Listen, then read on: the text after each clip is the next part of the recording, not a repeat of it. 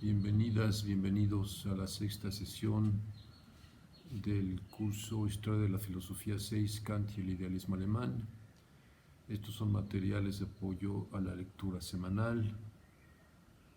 Vamos a hablar de la introducción a la lógica trascendental, de la crítica de la razón pura, así como de la llamada deducción metafísica correspondiente al capítulo primero de la lógica trascendental, o también de la analítica de los conceptos. Recordemos brevemente la división de la crítica, dos grandes secciones: doctrina trascendental de los elementos, la primera; la segunda, doctrina trascendental del método. En la primera sección tenemos a su vez una subdivisión entre estética y lógica, ambas trascendentales. Ya vimos aspectos fundamentales de la estética trascendental, sobre todo lo relativo con el espacio. Ahora vamos a entrar en la lógica trascendental. La lógica trascendental a su vez tiene dos partes: la analítica y la dialéctica trascendentales. Y la analítica trascendental a su vez tiene dos partes: la analítica de los conceptos y la analítica de los principios. Entonces hoy vamos a ver, en esta semana, en esta sesión sexta, nos toca ver la introducción a la lógica trascendental, algunos elementos importantes, y después la llamada deducción metafísica, aunque no la van a encontrar así en el índice de la crítica de la razón pura. La van a encontrar como guía para el descubrimiento de los conceptos puros del entendimiento. Corresponde en todo caso al capítulo primero de la analítica de los conceptos. Bien, entonces entremos directamente. Como siempre, solo es una guía, un apoyo para su lectura. No puede sustituir su lectura directa y atenta del texto. Entonces, para comenzar, la introducción a la lógica trascendental, nos habla Kant de una lógica general, pero antes nos da una presentación, o digamos un par de notas previas, preparatorias, que son de suma importancia, y me gustaría llamar su atención desde luego a los dos primeros párrafos, pero sobre todo al segundo, que corresponde a la página A51, B75 siguientes, en la paginación que ya conocen ustedes, llamada canónica.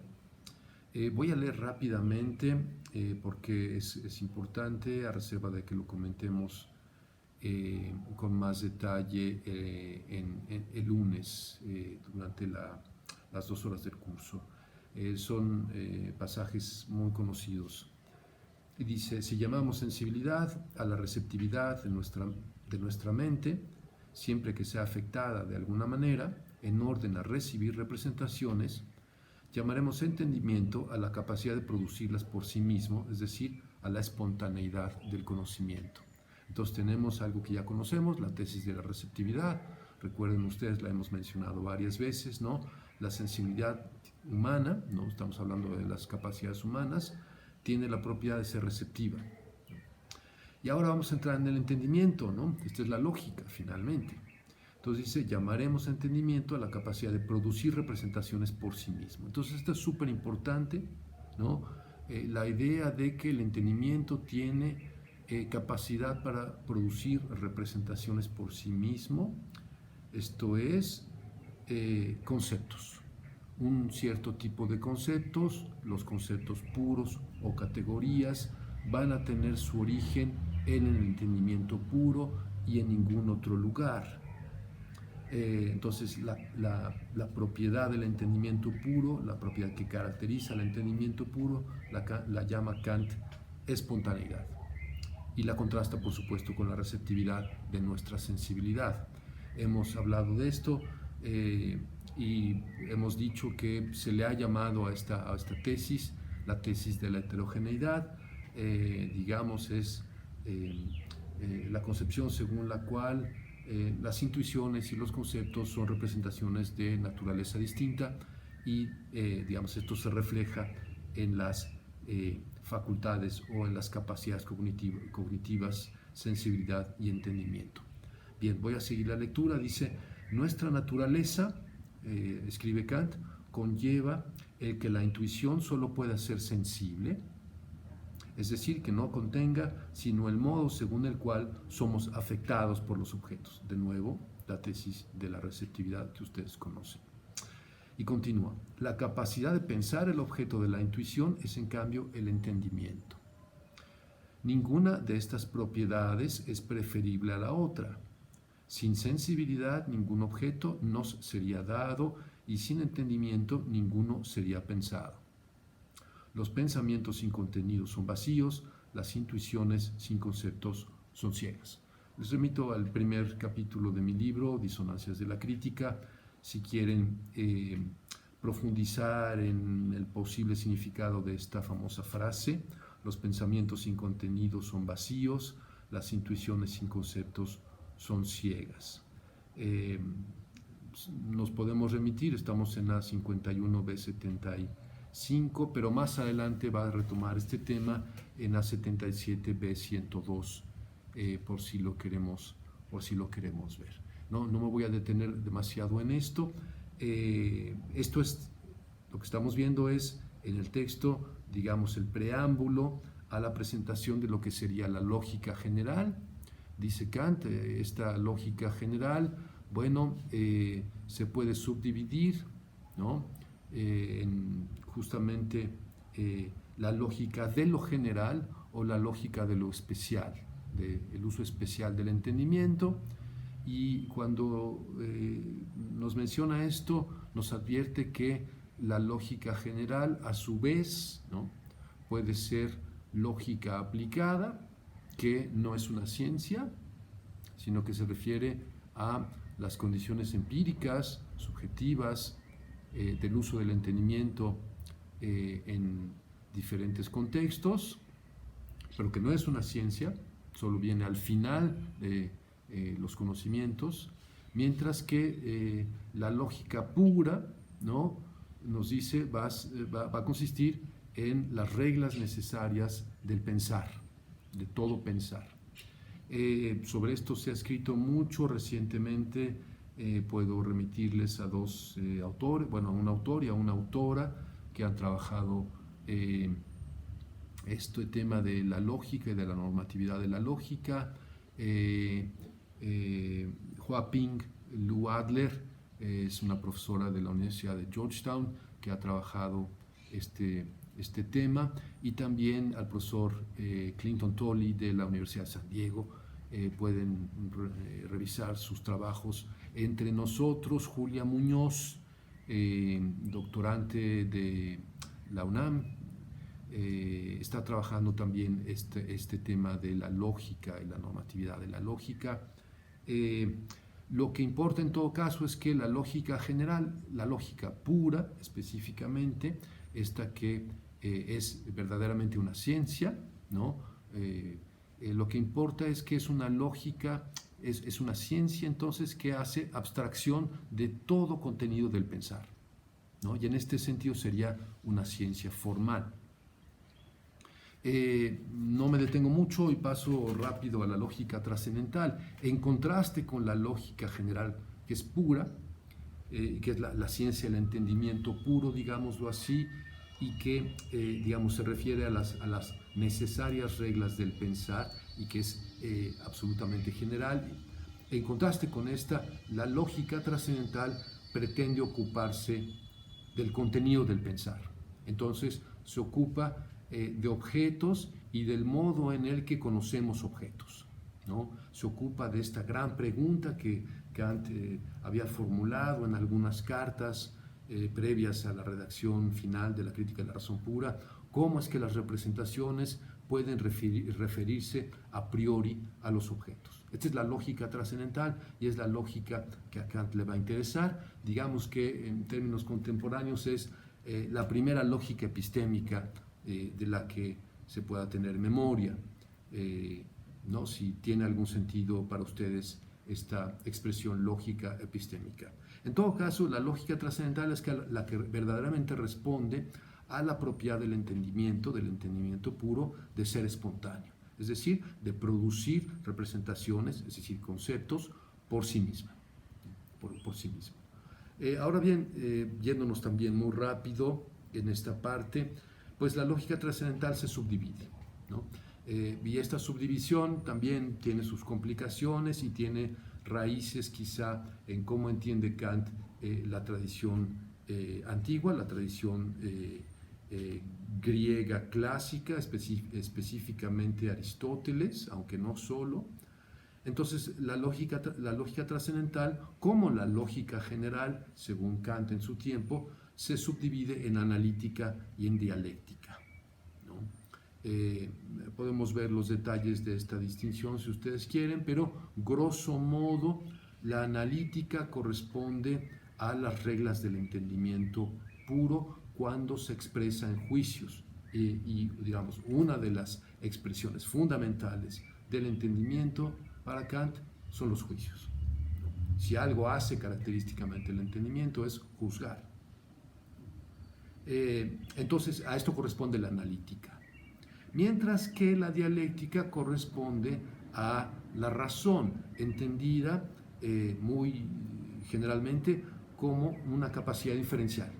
Entonces cuando hacemos inferencias, entonces estamos ejerciendo la dialéctica, y entonces este apartado de la lógica trascendental va a obedecer a las inferencias de la razón pura.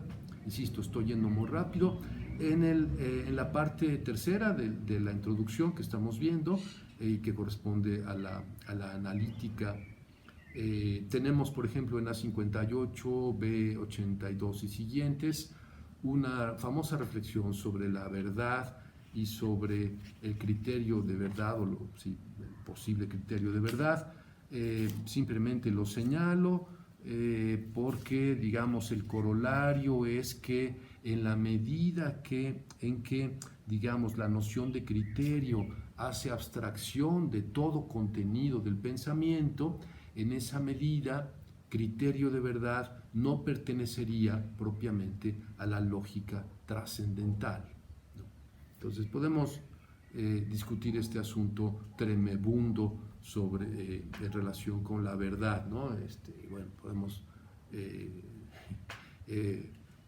discutir si ustedes piensan que tiene o no una naturaleza, ¿no? Si hay algo así como la naturaleza de la verdad o no, ¿no? Independientemente del contexto kantiano, pero sobre todo recogiendo la reflexión de Kant en estas páginas. Bien, entonces, yendo de nuevo muy rápido, la analítica trascendental, como dije, se va a subdividir en dos partes: la analítica de los conceptos, la analítica de los principios. Y en la analítica de los conceptos vamos a encontrar esa sección tan famosa que se llama la deducción trascendental de las categorías, y que se va a enfocar en responder a la pregunta sobre la validez de un grupo de conceptos, los conceptos puros o categorías, sin los cuales, pretendidamente, no es posible pensar objetos, ¿no? Pensar objetos en general.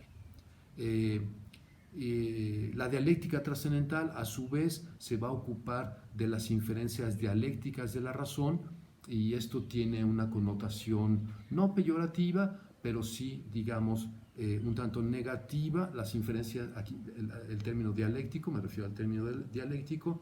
Entonces, las inferencias dialécticas van a corresponder en este contexto a los pseudo raciocinios de la metafísica, raciocinios espurios, ¿no?, de la metafísica tradicional en relación con determinados objetos de pensamiento, ¿no?, que no pueden darse a la intuición y que por eso se llaman ideas, tales como el alma, o hoy diríamos la mente humana, pero el alma, el mundo considerado como una totalidad, y Dios, ¿no?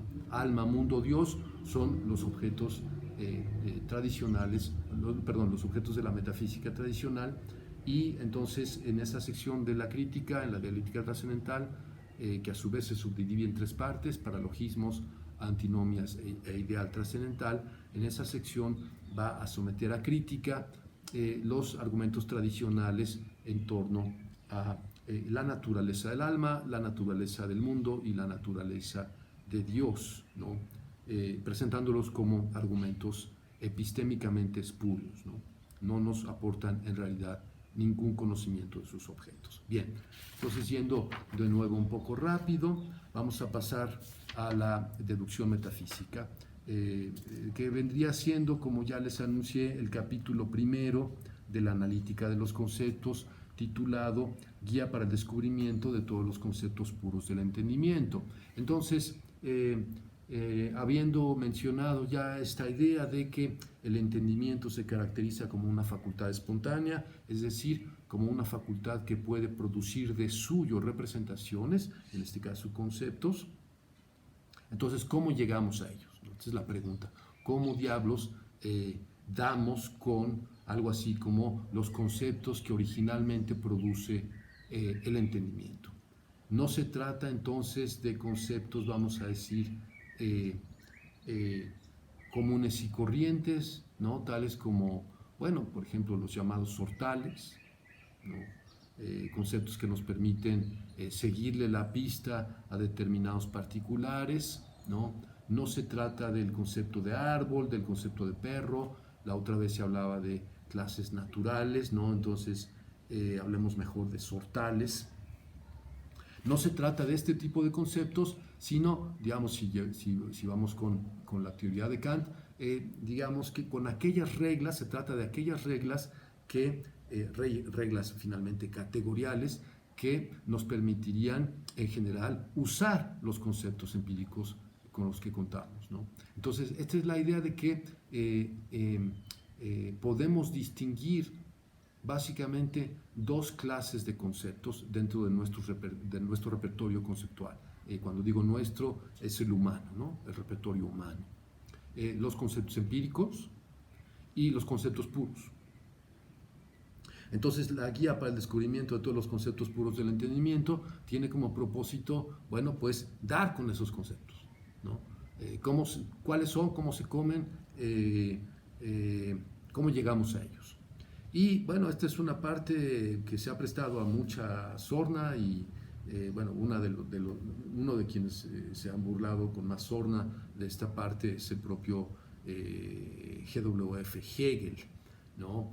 Que dijo, bueno, pues esta deducción metafísica lo que hace Kant es, bueno, pues sacar algunos de los juicios que aparecía en los manuales de lógica de su tiempo, un señor llamado Maya, y entonces ponerlo como la tabla lógica de los juicios. Bueno, quizá esto es algo de lo que está pasando aquí, pero digamos, lo que importaría es decir dos cosas, ¿no? En primer lugar, que sí, que la guía para el descubrimiento de los conceptos puros parte de la lógica general, o de esta ciencia, como la habíamos caracterizado, como la había caracterizado ya en la introducción Kant, que contiene las reglas necesarias del pensar en general y que hace abstracción de los objetos, ¿no?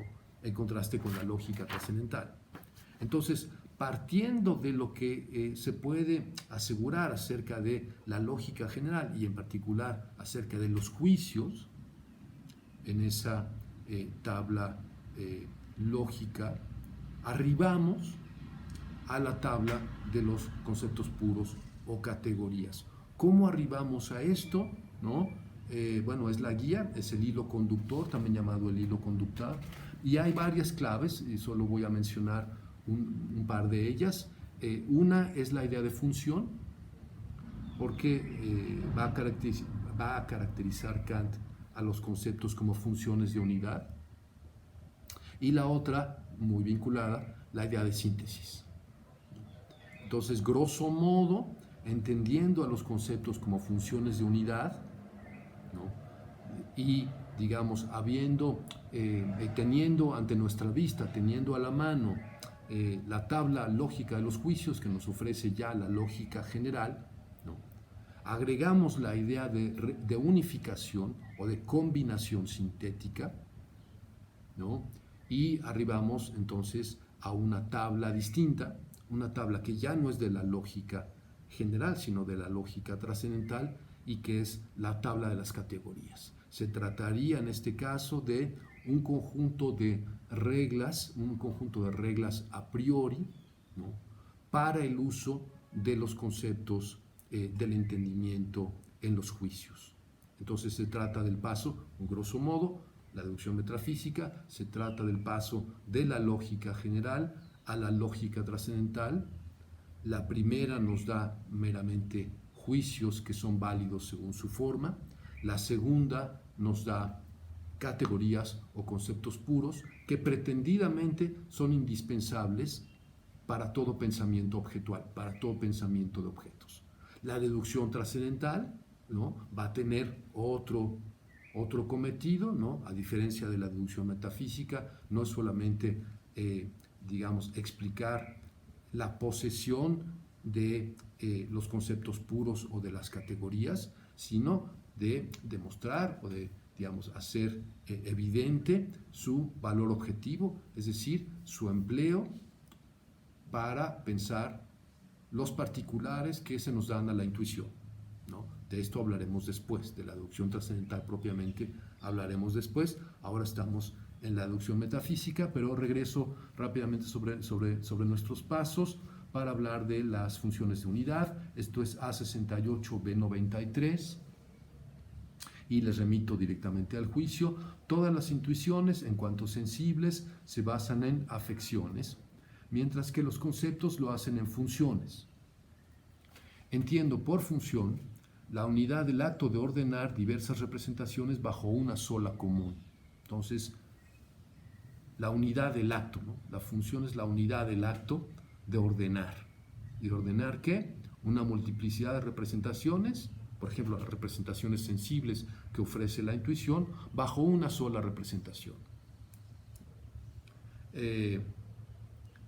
Después nos dice algo muy importante, estos conceptos que se fundan en la espontaneidad del pensamiento, no se los puede utilizar más que para formular juicios. Estos conceptos no los puede utilizar el entendimiento más que para formular juicios. Y más adelante dice contundentemente, esto ya es B94 a 69, podemos reducir todos los actos del entendimiento a juicios, de modo que el entendimiento puede representarse como una facultad de juzgar. Bien, entonces esto de podemos reducir, de modo que el entendimiento puede representarse como una facultad de juzgar, podemos reducir todos los actos del entendimiento, es decir, todas las funciones de unidad a juicios. Estamos ante la tabla lógica de los juicios. Y esta tabla está en A70, en B95. Como ven, pueden ver ustedes en su texto, se divide en cuatro grandes grupos: los juicios de cantidad, los juicios de cualidad, los de relación y de modalidad. Y vamos a tener una tabla correspondiente, análoga, ¿no?, en el caso de la tabla de las categorías. Bueno, leo del parágrafo 10, sección tercera de la guía para el descubrimiento de todos los conceptos puros, A77, B102.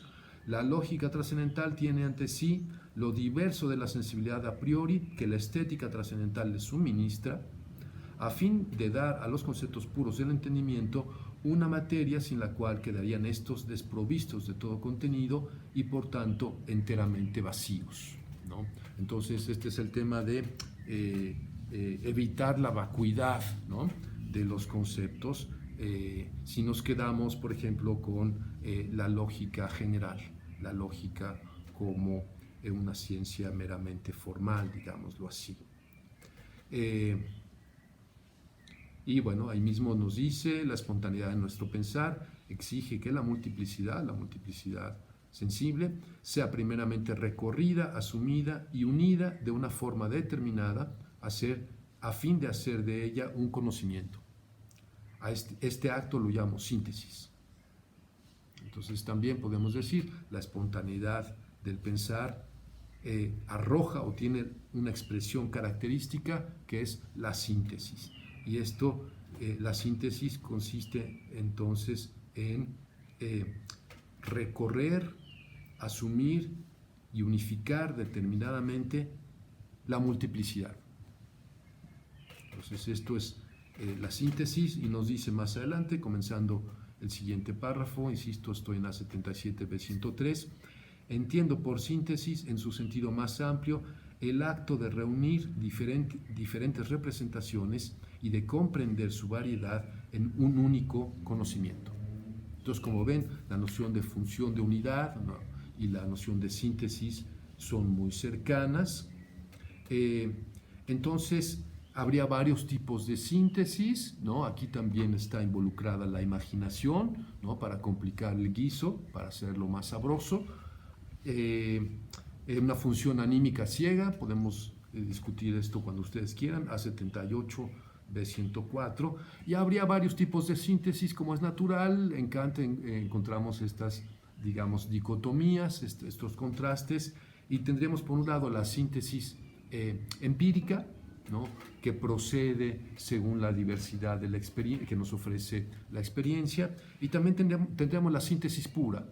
Evidentemente los conceptos puros o las categorías, ¿no?, obedecen a un acto de síntesis pura y no empírica, ¿no? Porque de lo contrario, entonces, digamos que nuestros conceptos, los conceptos del entendimiento, serían todos, provendrían de la experiencia, ¿no? Dependerían de lo que sucede en el mundo empírico, mientras que, digamos, la pretensión de Kant es que, bueno, según la espontaneidad del entendimiento puro, ¿no?, contamos con un repertorio ciertamente limitado, pero finalmente con un repertorio de conceptos puros o categorías cuyo contenido y cuya función no depende de la experiencia, más bien al contrario, la hace posible como una totalidad articulada e inteligible, ¿no? Entonces este es el paso de la lógica general, el paso más detallado de la lógica general a la lógica trascendental.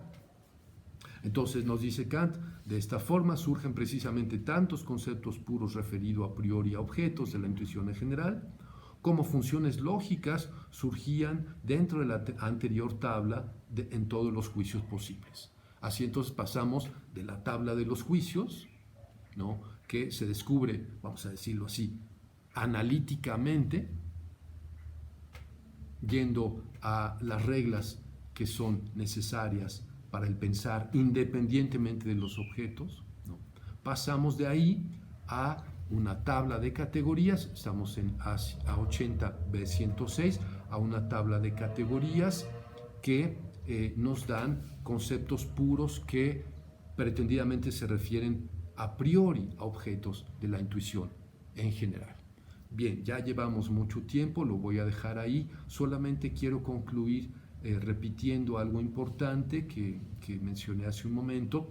Aquí solamente se está hablando Kant de la posesión de ciertos conceptos puros, ¿no?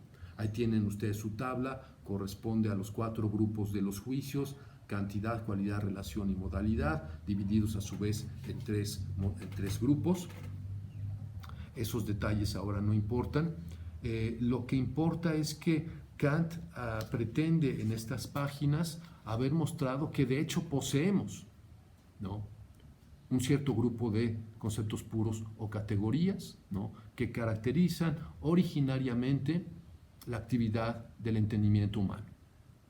Pero no ha pretendido haber demostrado que valen en algún sentido, ¿no?, que tienen una validez objetiva, es decir, que valen para pensar objetos dados a la intuición. Entonces son dos tareas distintas, ¿no?